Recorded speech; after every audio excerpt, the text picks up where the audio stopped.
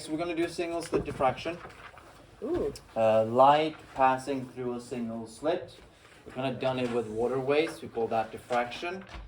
And so we're going to look at the pattern that emerges when you send light through a narrow single slit. And after we're done with the single slit, we're going to look at what happens if you send light through multiple slits where we get some single slits effect. So it's actually quite detailed, the lessons for today. But first I just want to do the Huygens principle. I kind of didn't do it when I should have done it. I should have done it when I did diffraction, water waves through an opening or around an obstacle, but I didn't. So I'm going to do it now because I think we kind of will understand a little bit more of the single slit diffraction if we do the Huygens principle first. So what we see here is that I've drawn water waves, ripples in a water tank seen from above. So this is like a bird's eye view of water wave moving towards an obstacle. So what we see here is, we can call it a wave front, or we can just call it the crest of a water wave. And the trough is right in between the crests. So the waves are now coming in this direction here, where it meets an obstacle. So we're going to focus on how does the wave look like when it's passing that obstacle. And then we're going to use a principle, what is known as the Huygens principle. Because what Huygens suggested is that if I draw points on this wave, so I just draw points, I just have them separated by a wavelength apart. I just draw equal spaced points on that wave. Huygens suggested that each point on that wave was a source of a spherical or a circular wave with wavelength lambda. So he kind of thought that this point here will then emit, I'll get closer here, this point here would emit a circular wave of wavelength lambda. And the same with this point here would then be the source of another circular wavelength. This point here would be a source of another circular wave. And this point here would be another source of a circular wave. This point we kind of draw a lot of circular wave like this. That's basically what the Huygens principle suggested, that each point on the wave was a source of a circular wave. And we can kind of use that to draw the wave that's passing the obstacle, because if you kind of look closely, that these waves here, they kind of overlap. So they would kind of create a wave front. That's just another plane wave.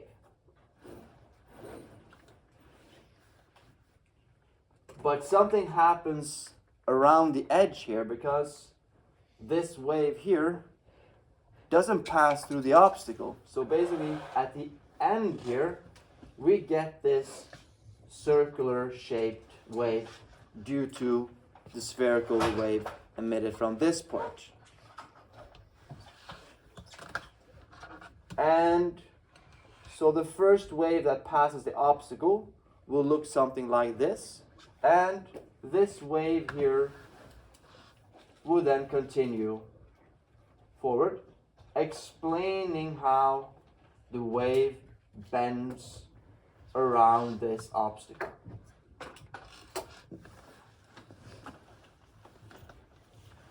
So if you really want to have a detailed explanation about what happens if you send light to an obstacle, what I do is I just draw a point.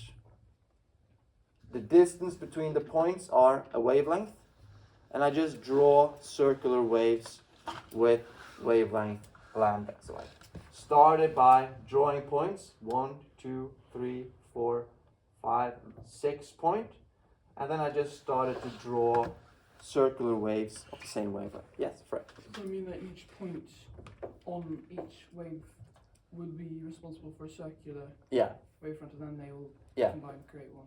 Yeah. Okay. Yeah. At the top, is the speed or wavelength different compared to the rest of the wave, or is it all? Oh no, I think the wavelength here, if there's no change in velocity, there's no change, so that means that this wavelength here, that wavelength here, will be equal to the wavelength of the rest. You need to have refraction, a change in velocity for the wavelength to decrease. So sometimes if you go into the real world and look at how waves look like towards the beach, you're going to have diffraction and refraction at the same time. So it's not always as easy to explain. Is this a consequence of refraction, or diffraction? Yeah, Emily. But is that the case on every single wave? Yeah, so this is a model that we use. This is a principle that Huygens used to explain the principle of diffraction. So, kind of, it's a model, it's a way of explaining it. But is it valid? Is it a valid model? Yeah, it's a valid model for any type of wave, yeah. Really? That can be used to explain refractive angles and stuff like that. Would you be able to explain why? Like why the waves have that? Why they make their own waves? But again, then he'll say that this is a model of the real world, right? Okay. I'm not sure if that I can explain if it's in fact true that. Oh. So it could also not be true. Yeah, but it's a model that kind of works to explain the phenomenon. Okay. Yeah. So it's valid until proven wrong, basically. Yes, but that's kind of the thing with physics. Is there a thing with physics? Does it have to be exactly the correct explanation for it to be a theory? Well, a theory isn't necessarily correct. Yeah, so it's a model used to predict what's going to happen. Okay. And sometimes for physicists, that's good enough. Sure. Yeah. So I kind of get what you're saying. Is there physical? But we kind of see that if we have an obstacle looking like this, and we have an obstacle looking like this. So let's say that this space here is about one wavelength, this opening. So we draw the waves like this.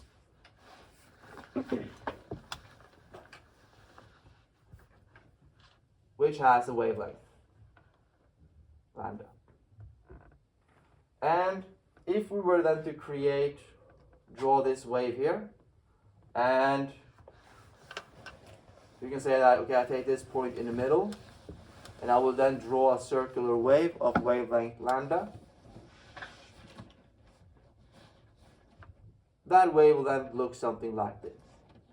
Explaining that if we send wave through an opening where the width of the opening is equal to one wavelength, you get perfect circular shaped waves through that opening. But if I increase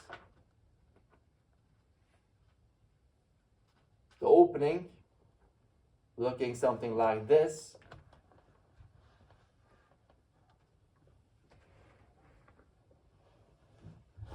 where the width of the opening is a lot bigger than the wavelength, you would kind of fit You can draw 1 point here, you can draw 1 point here, you can draw 1 point here, and you can draw 1 point here. So you can draw a wave here, you can draw a wave here, and a wave here, and a wave here, and a wave here. So how it's going to look like when it passes the opening? So, like straight, like little diffraction straight. And Yeah.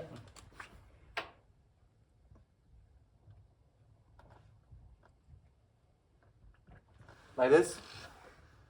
So then the wave will then carry on with this.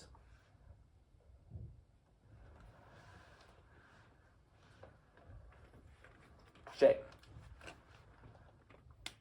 So hydrogen kind of came up with this principle a pretty long time ago, and that principle has been used in order to explain Snell's law and stuff like that. So it has been worked pretty well, not just for drawings, but also to do calculation explaining refraction using this principle here. You said that light diffracts. How does it diffract when it just passes through objects? Yeah, we will look at it. When you just pass through the block, how does it diffract? Just go through. I'll explain it. Ah. Yeah. So why when you're creating control dots Mm, on the line, mm. and then you're saying those dots will have their waves, or like there will be many. The model is that each point on the wave will be a source of a circular wave. That is what the Huygens principle says. Each point of the wave is a source of a spherical or a circular wave. So then what about inside that spherical wave? Is there another model for that? Yeah. So you want to, but then it becomes a big, you want, then you would kind of make this, then you would have to do the same. Yeah. You would make a point here, and point here, and point here, and make this to be a source, so then you can just keep on doing that forever, yeah. Because how I thought of it at first Yeah. would be that there are just linear water ripples, and then it goes and meets the object, and then it just diffracts anyway. But now that there's many waves in the wave, then the pattern goes on. Yeah, so that's actually a fair point. How does this one become circle? Yeah, that's because then you can use Snell's law again. No, not Snell's law, the Huygens principle, to just draw these waves, and then we kind of get those fronts. Yeah. But would you then get circular waves in the circular waves? Or would it look something like this. Like, good questions. Then it will look something like this, and then this will look something like this, and Then you get the next this, and this, and you can then recreate. Then you get many waves on top of them as well. So then you get ripples, and then the wave front will then kind of look something like. Oh, and that. that's why they increase in size. Yeah, yeah. Okay.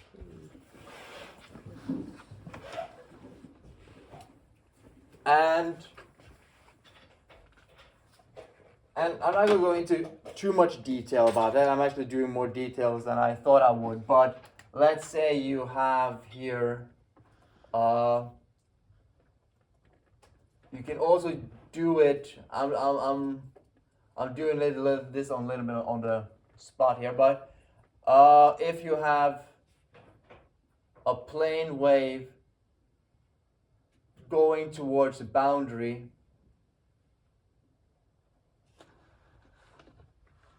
and meets up in a boundary like this, right?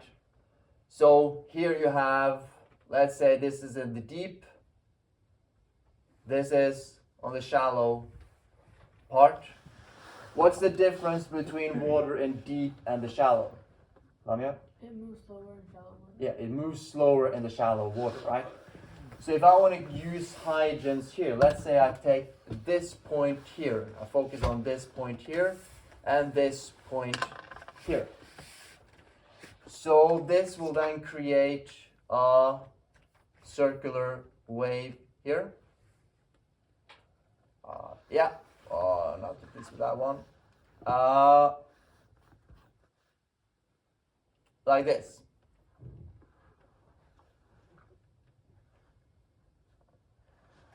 Where it has traveled a wavelength, and that wavelength would be equal to the velocity at the deep end times the period of that wave. But how will the spherical wave look like here when the velocity of the wave is smaller? Would it be V shallow multiplied speed? Yeah, so that will then create a water wave that's kind of traveled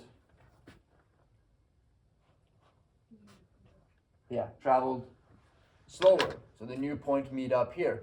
And then you can see that, okay, if I take, that means that these points that reaches the shore here, they will travel slower, and you can use Huygens principle to kind of explain how the wave actually changes direction. So you can derive Snell's law by looking at Huygens principle here. All right. But that's not really our focus, but I think it was nice to do Huygens principle. But now we're going to focus on single slit diffraction. So I can do that over here. So first I'm going to take the light. So we have to stand up because this is not a very visual experiment. This requires coming up close up. So you have to stand up from the desk and come to the... It's not... You should stand up, dude. Free throw. Do we have to move or? Yeah, I think... I don't... Yeah, maybe. I don't know. Let's see.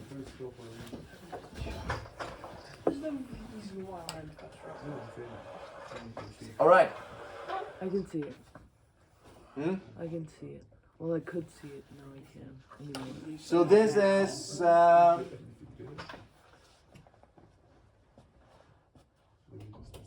this is a single slit. I can change the width of the slit by turning on this one here.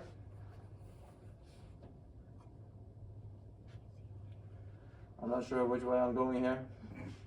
I think you're closing it. I'm closing it. I can open it, but now I turn off the light, so now you can see that I've opened it. Okay, now I think you can see that I've opened the slit. So if I do that and I send a laser light through a relatively big opening, you will see a very fascinating phenomenon of laser light just going through an opening. This could basically be the door. So now the laser light is just going through it. Now I'm going to reduce the width of this slit. And it is not that stable, so I just have to, I'm turning it the other way.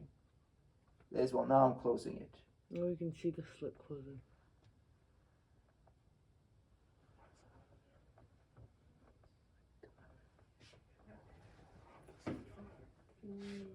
You have to move the slit, yeah. What is going on? Do you see the empty points? Mm-hmm. I see the empty points. So what we see here is that if you focus on this part here, we can see what we get is that we actually get a central maxima here. But if you look next to the central maxima, you get a dark spot. Dark spot. And I made it. And then we get another maxima, followed by another dark spot. And what creates bright fringes and dark fringe? What and black spot? What is created, Frey? Like after you say Interference. So somehow even though we just have one slit, we still get this phenomenon of interference. So the wording of single slit diffraction is a bit confusing because it's actually what we talk about is interference. And if I reduce the width of the slit even further, you see that the region of the central maxima is increasing. I increase the width of the slit, the central region decreases. I reduce it, it stretches out. And so it becomes pretty nice here. And we in IB physics, we're very, very interested in the width of this central maxima. We don't talk too much about the other points. We talk a lot about the width of the central maxima. That is the phenomenon of single slit diffraction. So then we can turn to the whiteboard. You get yawn. It's very exciting. Let's see. Nothing will see.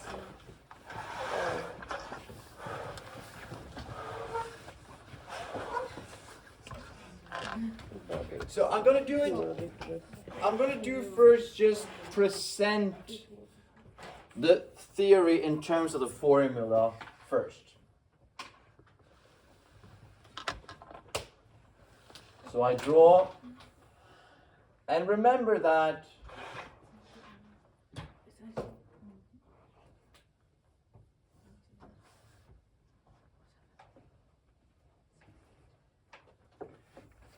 this is not as easy to draw because we have this little small detail about the width of the slit being fairly small and the distance to the screen relatively big, but we can still make it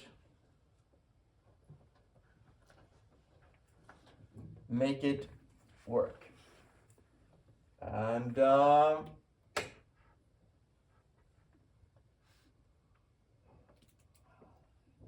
here the central line right in the middle of the slits to the midpoint here. This is the midpoint. All right. So now we're doing single slit diffraction. Yeah. And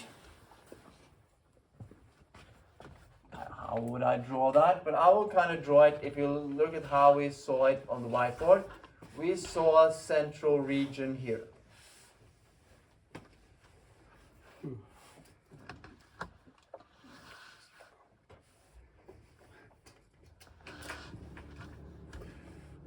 And then we got a dark region where we kind of got smaller spots.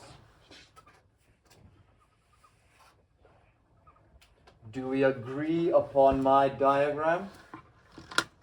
Yes. Yes. Good. But didn't they get smaller, the spots? These spots? Yeah. Yes, maybe. They like decreased in size. And we kind of saw that which one was the brightest? Well, the maximum. Yeah, the one in the Middle. right? So but we have to understand that when you are on an exam presented with a pattern like this, you will not get those nice red colors and drawings like this. You will get a graph showing the intensities of the light. So if I were to draw this graph with an axis here showing the intensities, it will look something like this. The central region here would look something like this, with the highest intensity, and here it would align with the first minima, where the intensity is 0. So you get this spot here and this spot here. And then you kind of get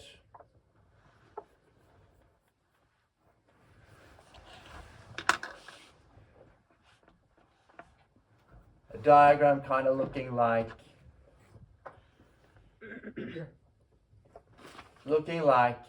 this, but we focus on this part here.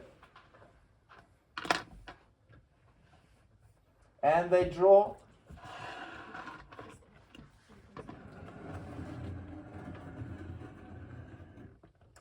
and what we're interested in this is this point of the first minima, or the minimum. So we actually draw an angle here.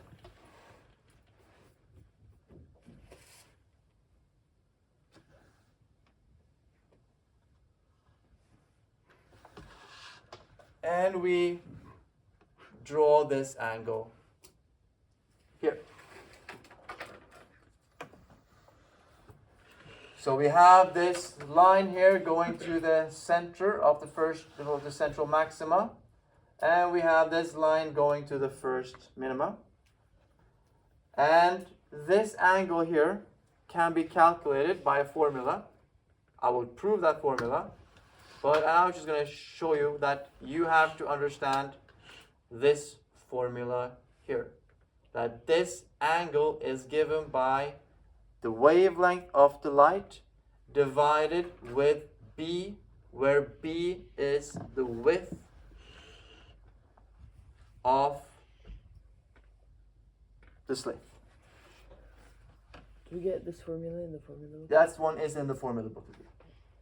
Yeah. Does the distance from from 0 until the maximum, does that determine anything on the distance from This one here. No, the distance on the graph itself from 0 until the end of the maximum, from equilibrium. Here, I'm not sorry. Here. No, the graph. Yeah. From 0, so from the equilibrium until I don't know. I'm not sure what you're referring to.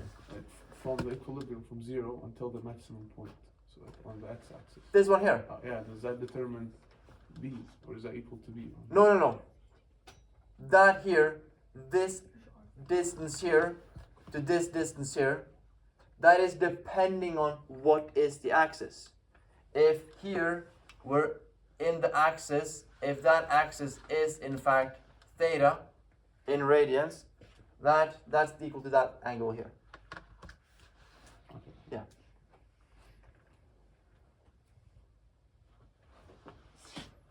So basically, we have a formula allowing us to calculate this angle here. So let's do an example before I prove it. How are you going to use this formula?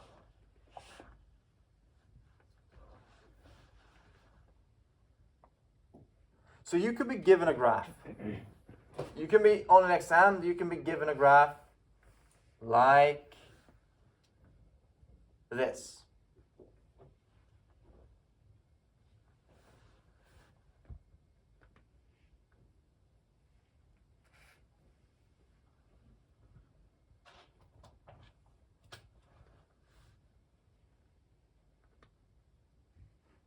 Where you have the center in the middle, and you can know that you're given this point here, and this here is given in terms of the angle. So this is angle in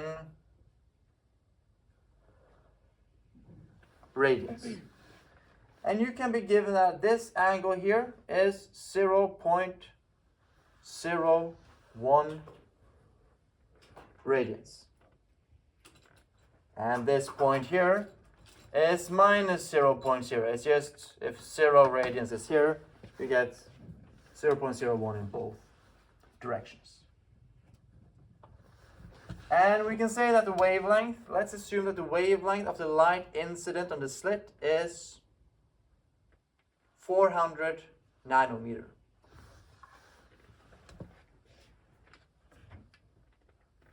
and we want to calculate, for instance, the width of the slit.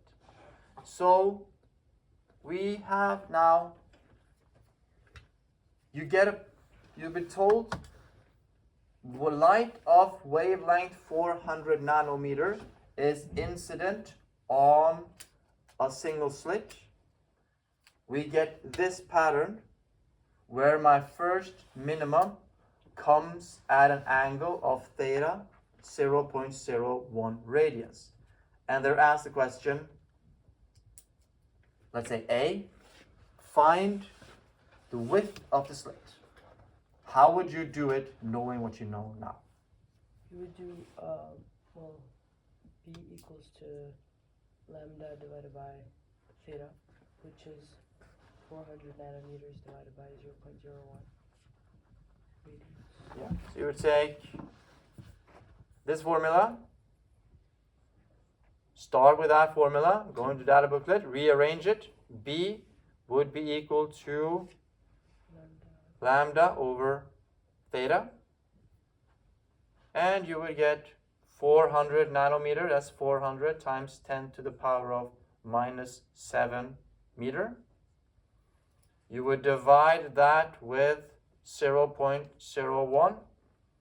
What would you get on the calculator if you did that?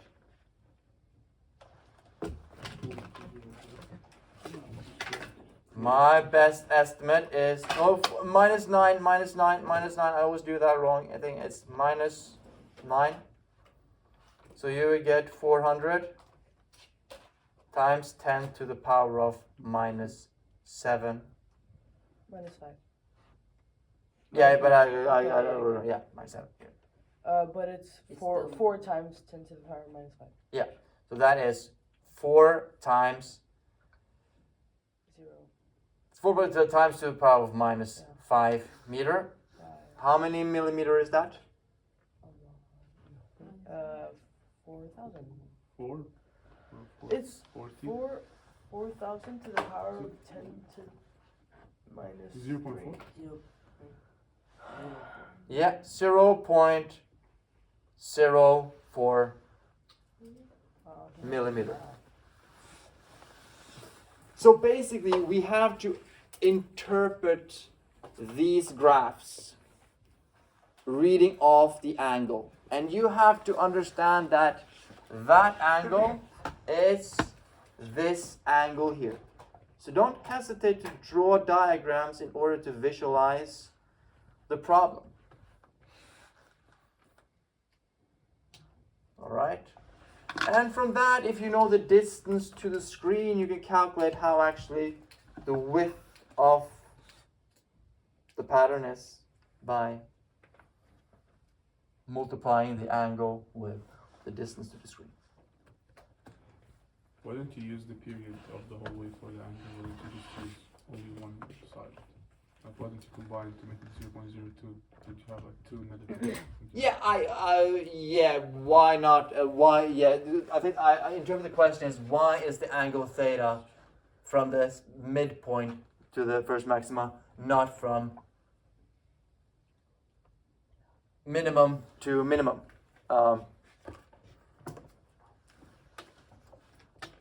You just have to make a decision, right?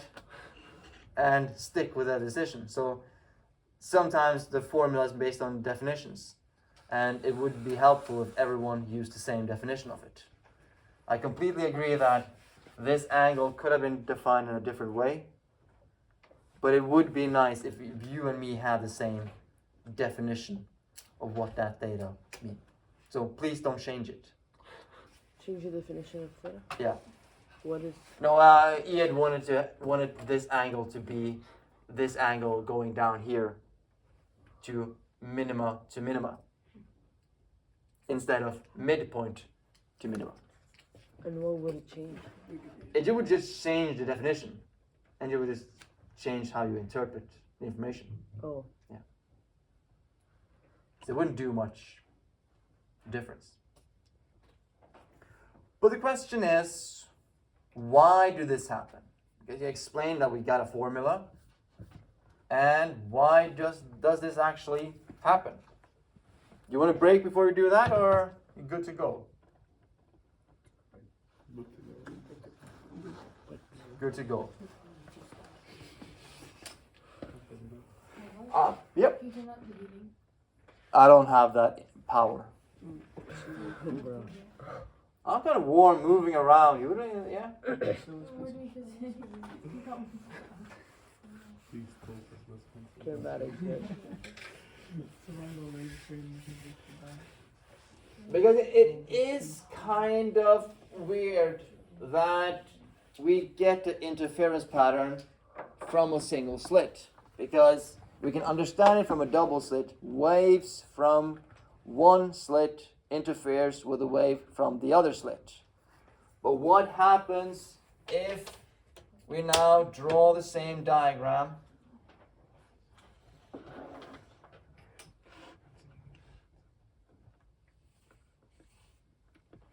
And now I'm just going to say that the screen is way over there.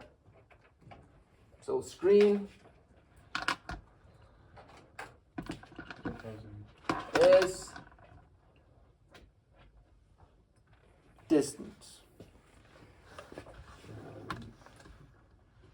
Far away.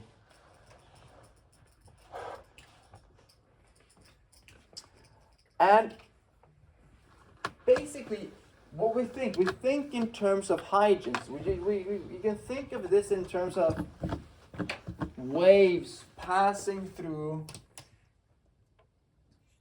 a slit. And what's actually, how it's explained is that they look for the wave, this point on the wave will interfere with the midpoint of the wave. So we kind of think in terms of hydrogens, that the light that comes across the edge interferes with the light that passes through the midpoint. And so we can then draw this line here. This line goes to point P. We can call this A1. And then we have this wave here, for that source B1. This also goes to point P.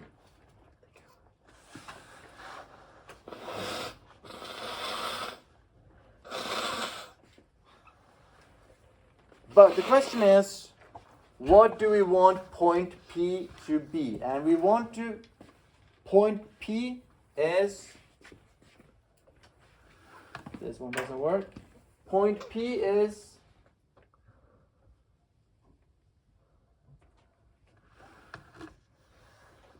first minimum. We want point P to be this point P here.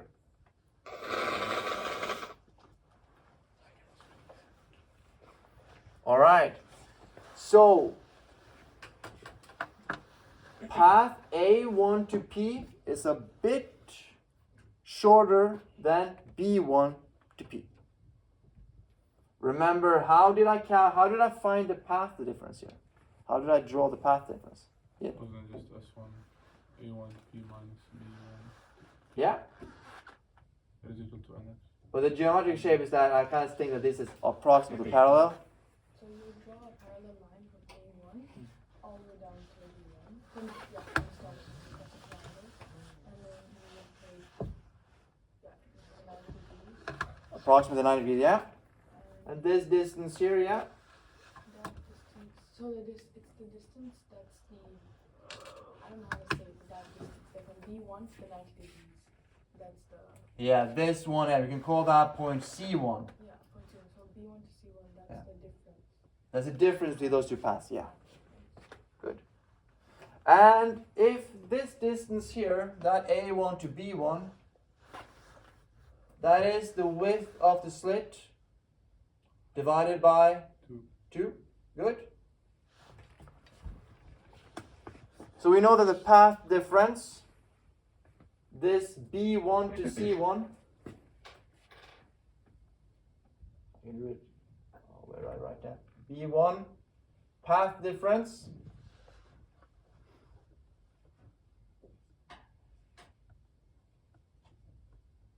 is equal to B1 to C1, and this angle here, we call that angle to be theta. That is equal to this angle here. Those two angles are equal. If you're not, don't see it, let me know, I can explain it. They are equal. And so the path difference will be B divided by 2 times sine 2 theta. That is the path difference. So, but the path difference should be equal to what if we have destructive interference? But so that would be 0. No. If it was 0, it would be constructive interference. Is C1 the point between, like the point where This point here. Okay. Yeah. Okay, so what is the condition for constructive? Let's say we're destructive interference. 0.5? Oh, it's the amplitude. It's the. Is it 0.5? It's when the coefficient of lambda is Would it be half. 0.5? I think it was constructive or destructive. Alright, so the formula is that path difference, just write PD, is equal to n plus 1/2 times what? Lambda. Lambda. What? And what is n of first order? 0. 0. So that means that 0.5. B divided by 2 path difference equal to 0 plus 1/2. What's that? 0.5. 0.5. Divided by the wavelength divided by 2. What can I do with that equation here? You cancel out the division by 2. N is equal to Okay, what is PD? What is 1/2 times lambda is lambda divided by 2. Yeah. So you're equating. Path difference a path 2. difference? Plus lambda. But why? Yeah. Oh yeah, because it's the middle. Okay. Yeah, because here's n is 0, Like this. here n is 1, but the first order, the first minimum happens when n is 0. Yeah. So we divide, multiply everything with 2. B sine theta is equal to lambda. So sine 2 theta is equal to lambda over B. How do you think we go from here to here? Where do? With this inverse sign. Oh, maybe it's like the approximation for small angle. Yeah, small angle approximation. That's sine theta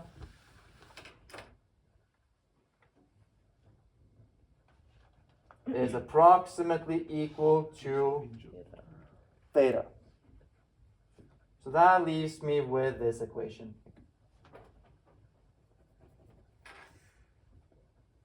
Now you just derived the equation we were using. Yeah.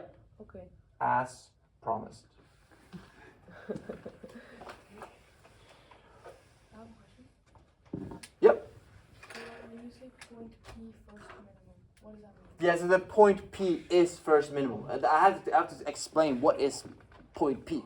Point P is this point here. Why is it specifically that minimum? Because that is, yeah, why am I so focused on the first minimum? And that is basically because I want to find the width of this central region. And I do that by finding, if I find a distance from this minima to this minima, I know the width of the bright spot in the middle. So right now we're calculating the width of what? The width of the central reader. We're calculating this angle here because that explains So then how wide this part here is. the whole thing or just Yeah, or from here to here. and then we And if I multiply with 2, you get the answer. I get the entire thing. Yeah. Does a small angle approximation only work for 0, or doesn't it work? Does it also work for 1, 2? If n is equal to 1 or n is equal to 2, does that also work, or does it only work? Yeah, here I think it would work, but it works as long as the angle is less than 10 degrees. Yeah, works pretty well. So basically what happened is that waves from one part of the slit destructively interfere with waves from the other part of the slit. So these two, so the one from the edge here interfere destructively with the one from the middle at point P. And we can use that to explain the formula. But let's say what happens to this wave here from this part that interferes with wave of this part where the distance between those two waves are still b divided by 2. Can you repeat that, please? I have this point here, Yes. call that A1, Wasn't that A2 then? A2, yeah. And we call this B2. So I kind of draw the diagram one more time. And Ian kind of understood it now. This goes to point P. These lines look very parallel. They are approximately parallel. And if I draw the path difference here, like Michel said I would, I draw this line here.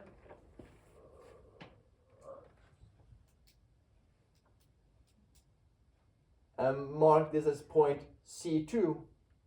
So the question is, will this path difference be anything else than the first path difference?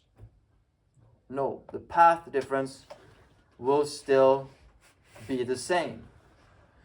So if the wave from A1 and B1 destructively interfere at point P, so will the wave from A2 destructively interfere with the wave from B2 because their path difference will be the same. Can you re-explain what a path difference is? That's this difference here. Oh, The path difference is the difference in the distance traveled. right. That is A1 to P minus B1 to P. Just the difference in the distance they travel to get to that point. So the idea here is that if the wave from A1 destructively interfere with the wave from B1, so will the wave from A2 destructively interfere with the wave from B2 because their path differences will be equal. And why do you get other N1 and N2 if all the waves have the same path difference? How do you get other maximums if all the waves have the same path difference? Yeah, because if I want to find this one here, I would have to do the same by just having n increase to 1. Well, why do that then when you have the same path difference between all the waves though? Don't all the waves have the same path? Yeah, but now I'm drawing them to, that's a fair, yeah. But remember, I draw it to point P. If I wanted to find the other one, I have to draw it to the other point. Oh, okay. Yeah. Then I had to draw it to the other point. So, single slit diffraction is explained by waves from one part of the slit interfere with waves from the other part of the slit. If A1 destructively interfere with B2, if A1 destructively interfere with the wave from B1, the wave from A2 will destructively interfere with the wave from B2 because by geometry this path difference here is equal to that Okay. path difference here.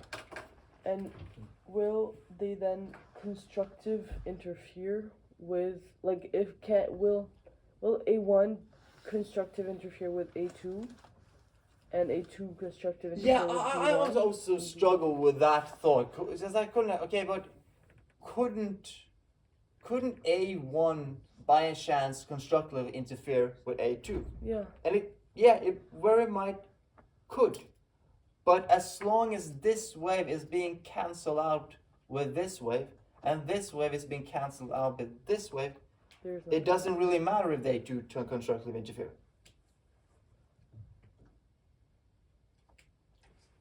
Okay, but let's imagine they have Because the if every wave is cancelled is out. cancelled out by another wave, Yes. you can't. I do agree. I Yeah. do agree. But we were talking about the, what was it, Eugene's principle? Yeah. Let's imagine that. Then they would then have a destructive interference at a very specific point, right? Yeah. And they would have a constructive interference at other specific points. Yeah. Wouldn't that be able to happen then? Couldn't we have? Isn't that why we have the? Yes, but Dots. I think the idea here is that you have to realize that if this wave, if one wave is destructively interfered with another wave. Yeah, but not the whole wave is, just a part of it. Yeah, but we're focusing on one specific point. Oh, on that In one that point. that one point, yeah. Okay, sure. Because at other points, of course, at this point here, It has a constructive this interference. wave here constructively interfere with this wave here. Yeah. Yeah. Okay. Fair enough. All right, so then let's do a break. That's a good idea.